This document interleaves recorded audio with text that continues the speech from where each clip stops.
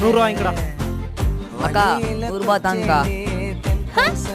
காசு வேணுமா? இங்க வா. அக்கா அடிப்பா இருக்கா. உனக்கு காசு வேணும்னா சொல்லு. நான் மேடம் மேடம் ப்ளீஸ் மேடம் கேட்டாதான் காசு கொடுப்பாங்களாண்ணா? அதுவும் நீ தான் வந்து சொல்லணுமாண்ணா? டேய் என்ன அப்படியே பார்த்தா காசு எனக்கு தேவையில்ல, போ சொல்லு. நோ டிவி பாக்கிலாம் இருக்குதுண்ணா.